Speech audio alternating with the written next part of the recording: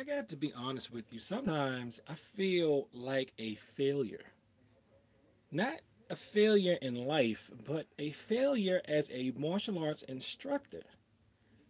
And it is not because I don't know what I'm doing per se, but there's one area I really don't know what I'm doing.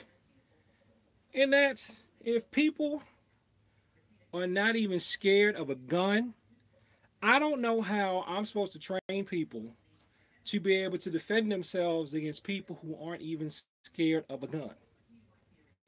Now, Tommy Sotomayor on his channel had two videos where women got shot because someone showed them the gun that they want to shoot them with, and both of those women, and it was two different cities, excuse me, two different types of environments. They said, I'm not scared of that gun. I ain't afraid of that gun. And then they end up getting shot. What chance does an unarmed martial artist stand of defending themselves against somebody who's not even scared of a gun? You're going to have to resort to violence. If they're not, common sense would tell most people, if somebody pulls a gun and you don't have one, that's it, it's over. Even if you do have one, you might not be able to get to it. That's it.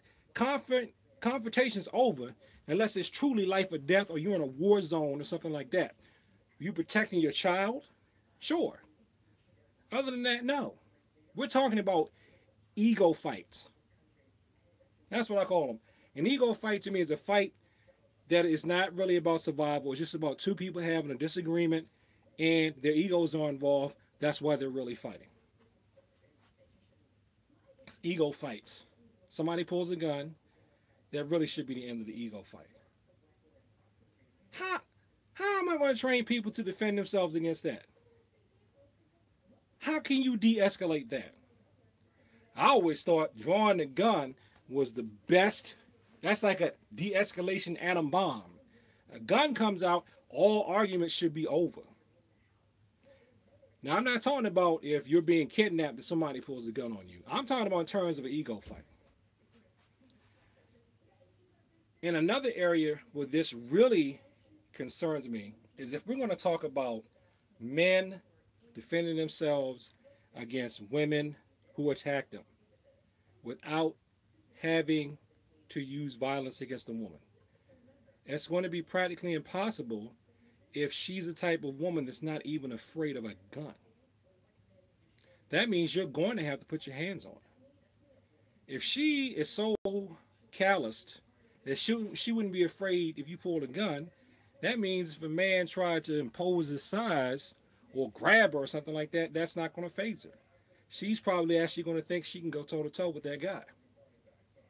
And the thing that gets me is a lot, not always, but a lot of the times, the women who can go toe to toe with the guy tend to not go toe to toe with the guy unless they have to.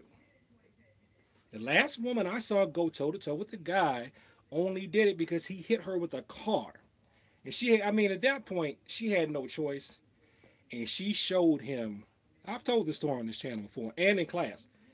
And she showed him what her training and female empowerment could do. But I'm really stumped. I'm really at a loss here. What in the world are we going to do against people who are not even afraid of a gun? So that means if you tell them, step off, I know Taekwondo, I know Judo, or whatever, that's not going to mean anything to them. I can almost see that they're probably going to think, oh, she's just bluffing. But if they come at somebody, they won't even back off for a gun. How can we train our students to deal with people like that? I'm asking a question. Please put your answers below. Or matter of fact, make a video and put a link to that below so I can look at that. Because I need help on this. Other than telling students to just not hang around people like that in the first place, telling men to not get involved with women who are violent in the first place, Prevention is the only cure I can really see for something like that.